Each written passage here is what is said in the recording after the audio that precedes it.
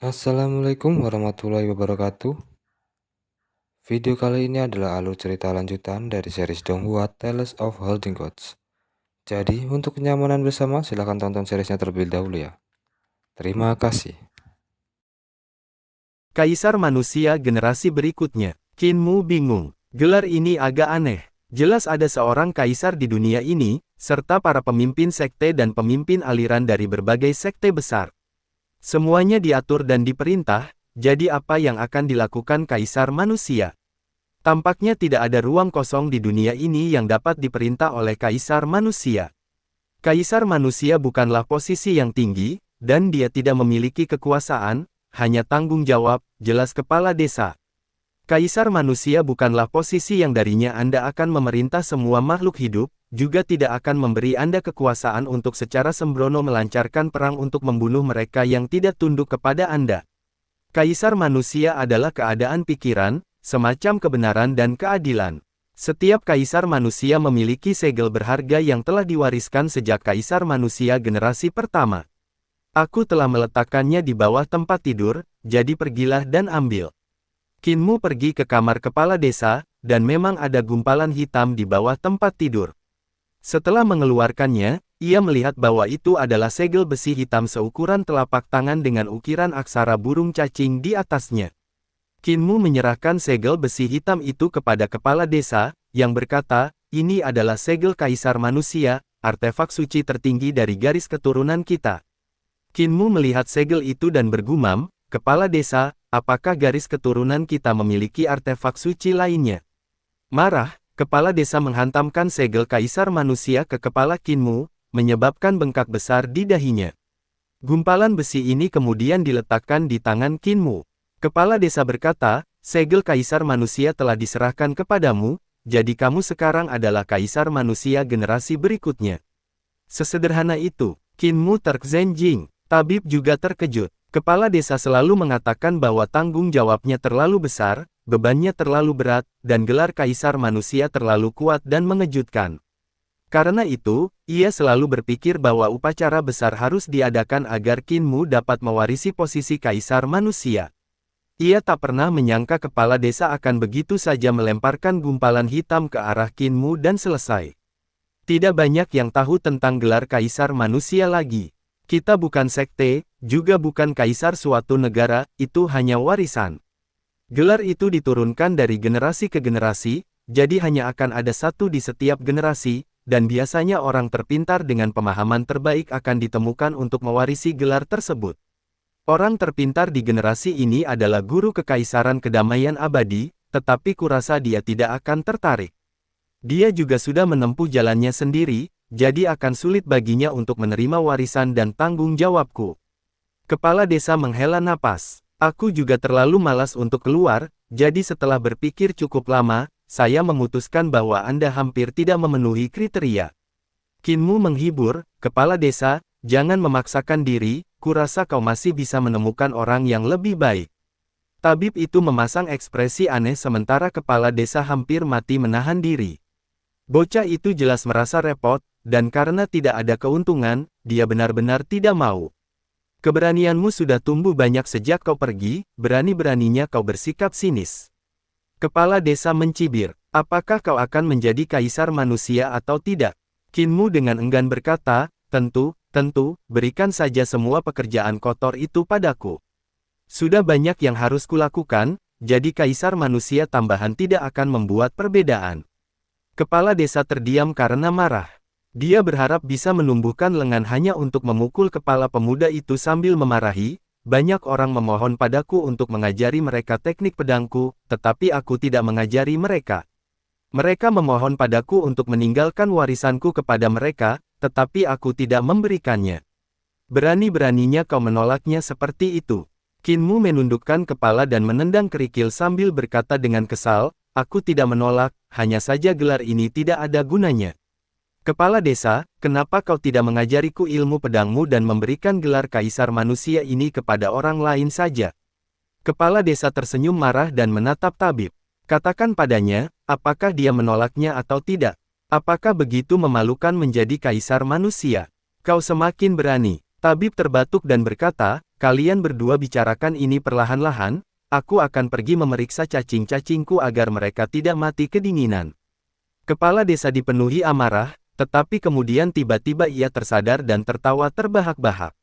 Orang lain memohon padaku untuk mengajari mereka, tapi aku tidak melakukannya, dan sekarang kau membuatku mengubah caraku untuk memohon padamu agar mau belajar, begitu. Kau semakin nakal. Jujur saja, kau benar-benar tidak pantas menjadi kaisar manusia. Aku terlalu malas untuk keluar, kalau tidak aku pasti akan menemukan pemuda yang lebih hebat darimu. Qin Mu bergumam pelan sambil cemberut, aku memiliki tubuh penguasa, siapa yang bisa lebih baik dariku? Kepala desa hampir tersedak sampai mati. Qin Mu segera maju untuk memijat punggung lelaki tua itu, dan kepala desa kembali bernapas lega. Jadi ketika Qin Mu hendak mengatakan sesuatu, lelaki tua itu berkata, berhenti bicara dan biarkan aku rileks, ini terlalu berat untuk otakku. Sudut mata lelaki tua itu berkedut. Sebagai inisiator kebohongan, dia akhirnya menerima balasannya. Setelah beberapa saat, dia berhasil menenangkan diri.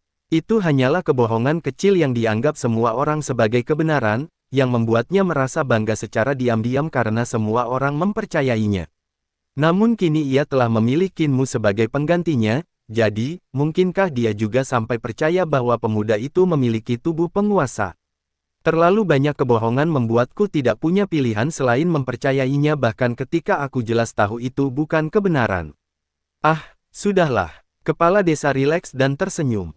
Kita, sebagai kaisar manusia, hanya memiliki satu tanggung jawab, cahaya memancar dari matanya seolah-olah cahaya pedang yang tak terhitung jumlahnya datang, menyilaukan mata Qin Mu, untuk menebas dewa, iblis, dan surga itu sendiri. Apa yang menjadi milik para dewa diatur oleh para dewa, apa yang menjadi milik iblis diatur oleh iblis, apa yang menjadi milik manusia diatur oleh manusia. Jika dewa atau iblis ikut campur dalam hal ini, kita akan memotong tangan mereka. Jika dewa atau iblis menjulurkan leher mereka, kita akan memenggal kepala mereka. Ini adalah tanggung jawab paling mendasar dari kaisar manusia. Ketika kalian menjadi lebih kuat, kalian akan memiliki lebih banyak tanggung jawab. Untuk menebas dewa, untuk menebas iblis, untuk menebas surga. Berjuanglah menuju surga, hei, kembalilah. Qin Mu melemparkan segel kaisar manusia kembali ke tangan kepala desa dan berbalik untuk pergi. Kepala desa meledak, dan ki vitalnya berubah menjadi tangan besar untuk mencengkeram kerah bajunya. Dengan wajah ramah, dia berkata, kau adalah kaisar manusia generasi ini, jadi bagaimana mungkin kau tidak tahu tujuan garis keturunan kita? Aku belum selesai, masih mencoba melarikan diri. Tabib, bantu aku menangkapnya. Tabib tidak datang, tetapi Qin Mu masih tidak bisa melepaskan diri dan terpaksa menyerah. Kepala desa melanjutkan, tidak banyak aturan untuk pembawa garis keturunan kita, dan tujuannya hanya ini. Aku akan mengajarkan keterampilan pedangku padamu, tetapi seberapa banyak yang dapat kau pahami akan bergantung padamu. Benar, kita juga memiliki aula kaisar manusia, jadi kau bisa mampir kapanpun kau luang untuk menyaksikan prestasi gemilang kaisar manusia masa lalu. Lagi pula, meskipun kemampuan pedangku tidak buruk, tetapi jika dewa atau iblis melihatmu menggunakannya, mereka pasti akan bertindak untuk membunuhmu. Berhenti lari, kau tidak bisa lolos dari genggamanku. Dulu aku tidak lari dan berhasil mendapatkan warisan ini tanpa berpikir panjang. Nenek, selamatkan aku. Qin Mu berteriak meminta bantuan. Nenek si tersenyum lebar sambil berkata kepada Blaine di sampingnya, kepala desa, orang tua itu akhirnya mau mengajarkan warisannya kepada Muer. Lihat, Muer sangat bahagia sampai-sampai akan menangis. Blaine menoleh dan berkata dengan curiga, aku mendengarnya meminta bantuan. Dia sangat gembira. Nenek si tersenyum lebar. Warisan kepala desa telah membuat banyak orang iri. Dia adalah orang nomor satu di dunia saat itu, dewa pedang yang terkenal, jadi Muer wajar saja berbicara incoheren karena terlalu gembira. Qin Mu tidak bisa melepaskan diri, jadi dia harus menerima nasibnya dan memasukkan segel kaisar manusia ke dalam karungnya. Kepala desa sangat senang. Kau sudah mempelajari gerakan pertama dari jurus pedang, menginjak gunung dan sungai dengan pedang, sekarang tunjukkan padaku apakah kau sudah meningkat setelah ini. Qin Mu mengiyakan dan melakukan jurus menginjak gunung dan sungai dengan pedang. Eksekusinya berbeda dari yang diajarkan kepala desa karena ia telah menggabungkan jurus pedang spiral, jurus pedang bor, dan jurus pedang berenang milik guru kekaisaran kedamaian abadi ke dalamnya dan menambahkan banyak variasi. Setelah melakukan gerakan tersebut, Qin Mu menarik kembali ki pedangnya dan menatap kepala desa dengan gugup.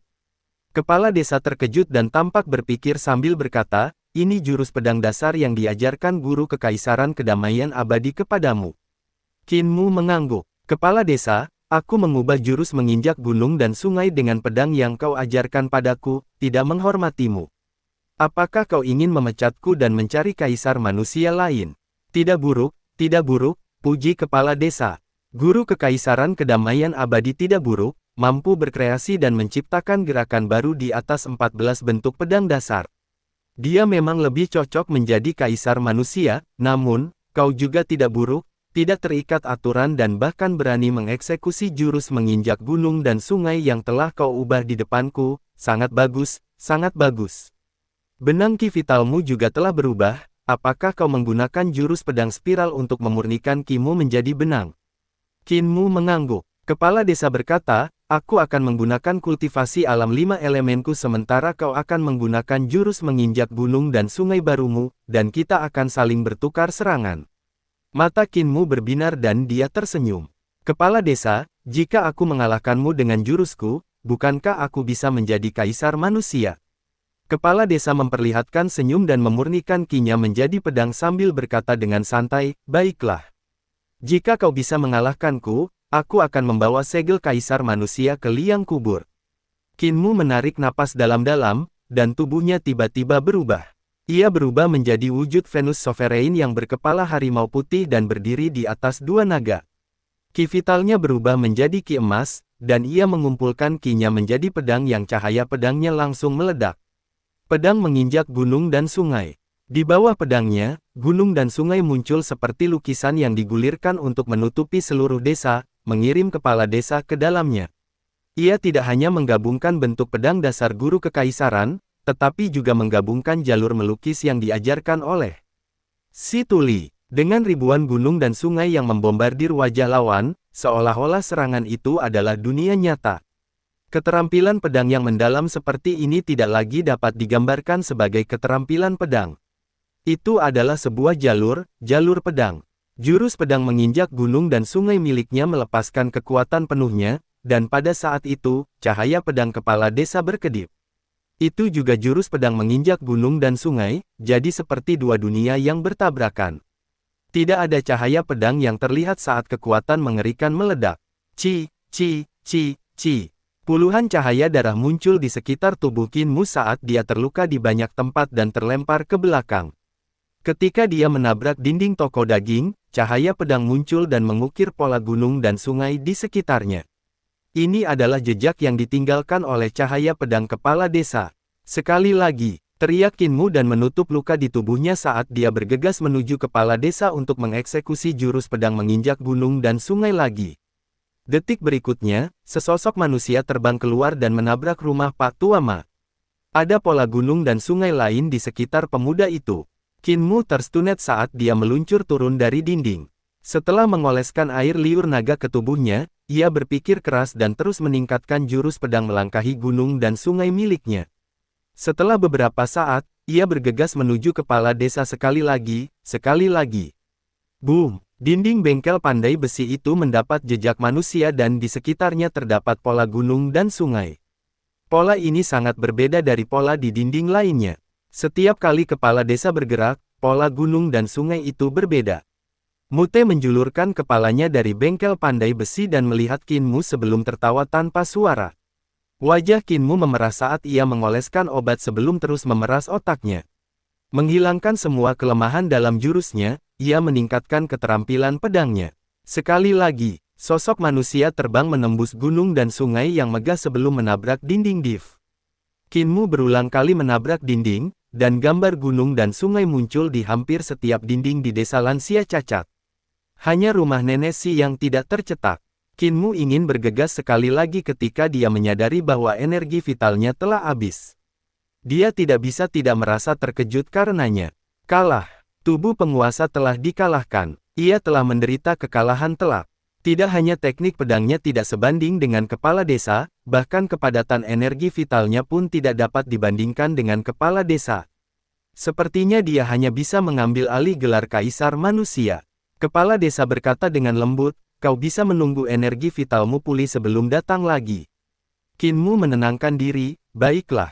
Ekspresi kepala desa menjadi gelap ketika dia melihat anak gembala itu berlari untuk mengolah teknik 3 eliksir tubuh penguasa yang aneh. Kau curang, kata tabib ketika dia datang begitu dia melihat sosok Qin Mu menghilang di kejauhan. Kepala desa terkejut. Benarkah? Tabib mencibir. Keahlian pedangmu menghabiskan energi vital yang sangat besar, dan dengan kepadatan kultivasimu, kau bisa mengeksekusinya 2 kali di alam 5 elemen, paling banyak 3 kali. Sudah berapa kali kau mengeksekusinya barusan? Sekitar 7 kali, kan? Kepala desa tak bisa menahan tawa dan bergumam, kepadatan energi vitalku tidak seperti yang kau bayangkan. Jika aku mengendalikannya dan menggunakan jumlah serendah mungkin, aku bisa mengeksekusi keahlianku 4 kali, namun, energi vital Muer memang padat. Kupikir cadangan energi vitalku dan miliknya di alam 5 elemen tidak akan terlalu berbeda, tetapi yang mengejutkan. Tabib tertawa. Yang mengejutkanmu, dia seperti kuali besar dan kau hanya seperti tong. Kepala desa menghela napas dan menggelengkan kepalanya. Energi vitalnya beberapa kali lebih padat daripada milikku di alam embrio roh, tetapi tidak mungkin jauh lebih padat daripada milikku di alam 5 elemen. Aku tidak memiliki kekurangan di alam 5 elemen, tetapi dia juga tidak memiliki kekurangan. Kau juga menyadarinya, tetapi tidak mengatakannya. Sang apoteker tersenyum. Dia sudah kalah darimu dengan kemampuan pedang yang sama, jadi mengapa aku perlu mengatakan apapun? Namun, tadi kau mengatakan bahwa gelar kaisar manusia hanya memiliki tanggung jawab dan beban tetapi tidak ada manfaat, bukankah itu salah? Kepala desa berkata dengan malas, apa manfaatnya? Mengapa aku tidak mengetahuinya? Mata sang apoteker melirik. Aku pernah mendengar beberapa legenda tentang kaisar manusia dan segel mereka. Segel kaisar manusia terkait dengan banyak warisan kuno dan beberapa di antaranya dapat ditelusuri kembali hingga puluhan ribu tahun yang lalu. Beberapa tempat suci didirikan oleh kaisar manusia, dan aku dengar segel kaisar manusia bahkan lebih berguna daripada segel giok kaisar. Kepala desa berkata dengan acuh tak acuh, itu legenda dari entah berapa tahun yang lalu, dan segel kaisar manusia hanyalah bongkahan besi hitam. Siapa yang mau mendengarkan bongkahan besi hitam? Tabib tersenyum. Legenda mengatakan bahwa begitu segel kaisar manusia digunakan, seseorang dapat memerintah semua pahlawan di dunia ini. Kepala desa menguap dan berkata dengan malas, segel kaisar manusia ada di tangan Muer. Kau bisa menyuruhnya mengeluarkannya dan memamerkannya, lihat sekte mana yang mau mendengarkan perintahnya. Beruntunglah jika dia tidak dipukuli sampai mati.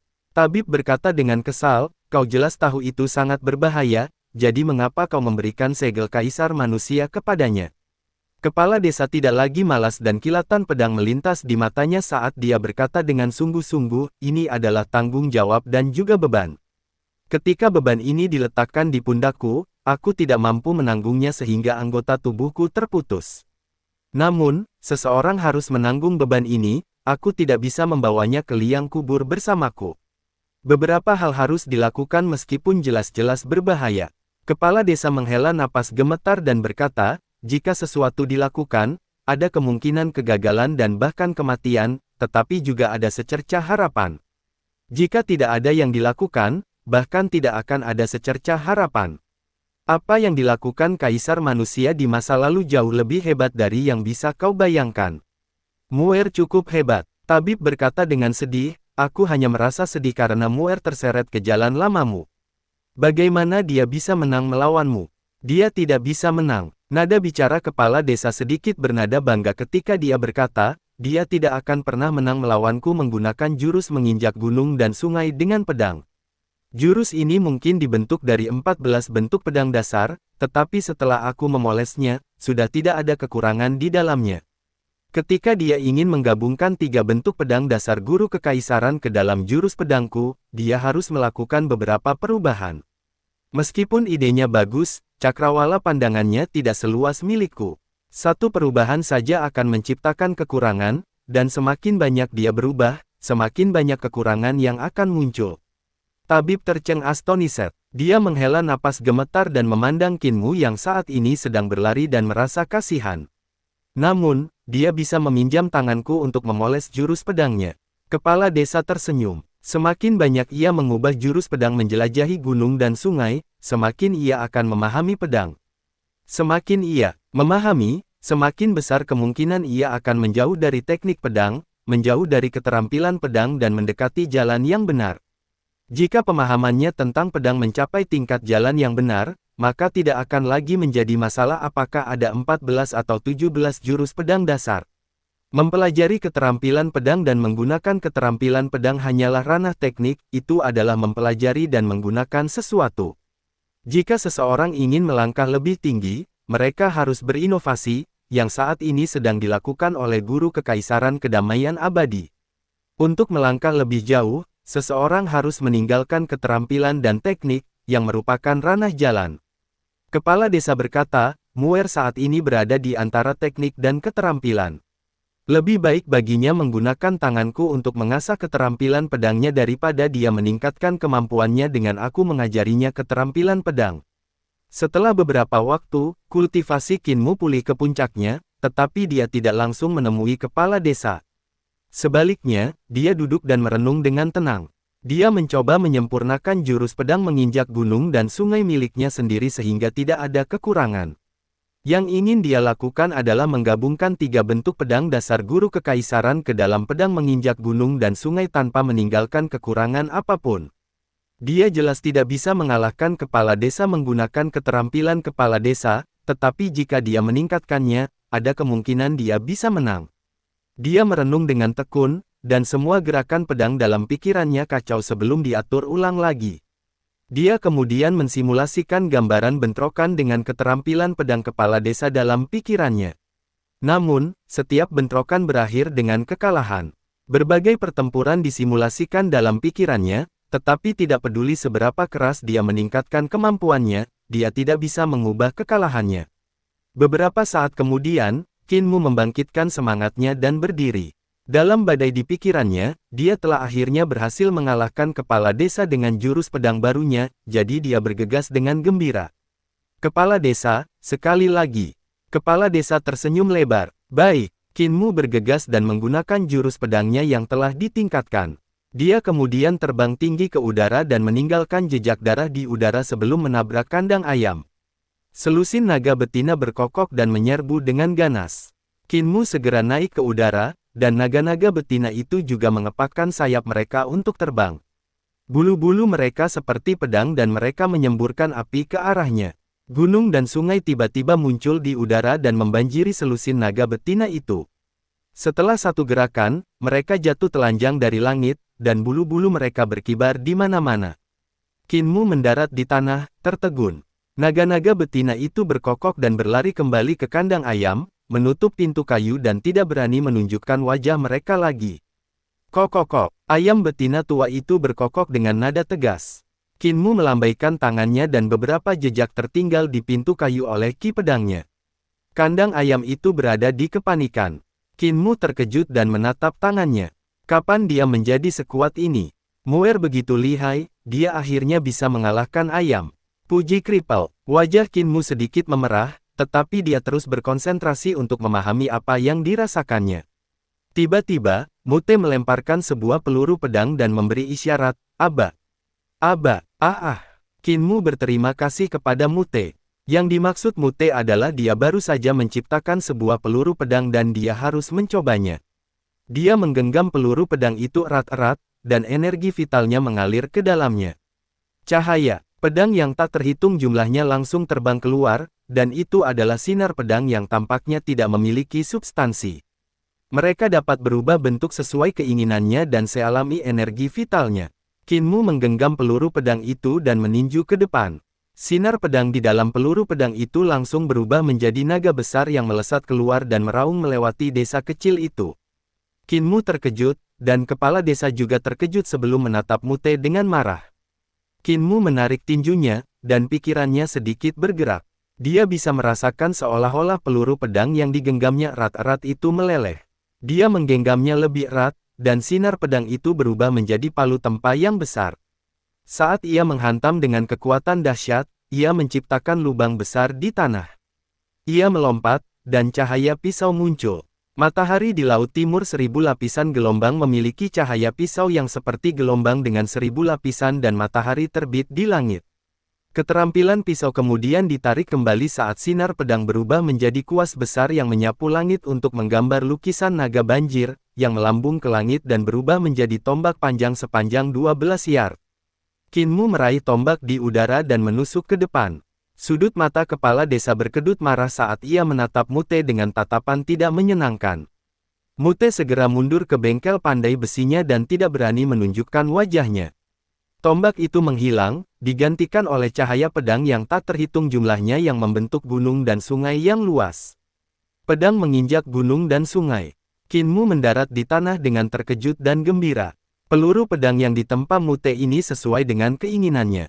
Ia pasti telah mengekstrak ki emas dari besi misterius dan emas misterius, memiliki dan mengabaikan bentuknya. Meskipun hanya berupa peluru pedang, ia memiliki banyak perubahan. Keterampilan tinju, mantra, dan keterampilan pedangnya semuanya dapat dilepaskan, dan tidak ada halangan sama sekali. Keterampilan menempa Mute sudah mendekati puncaknya. Kinmu menyimpan peluru pedang itu, tetapi dia tidak menggunakannya untuk menantang kepala desa. Mute menjulurkan kepalanya dan memberi 2 isyarat, menggambar garis di atas kepalanya. Maksudnya adalah bahwa peluru pedang ini pasti bisa menyingkirkan kepala desa yang menggunakan alam 5 elemen. Kepala desa meledak dan kerutan di wajahnya berkedut. Jika Kinmu benar-benar menggunakan peluru pedang, kekuatan keterampilan pedangnya akan meningkat secara eksponensial, dan dia mungkin benar-benar bisa mengalahkannya. Kinmu menggelengkan kepalanya. Kakek Mute, kepala desa tidak menggunakan senjata jadi aku juga tidak bisa menggunakannya, kalau tidak, dia tidak akan menerima kekalahannya. Mute memutar matanya dan memberinya tatapan, kau tidak punya harapan.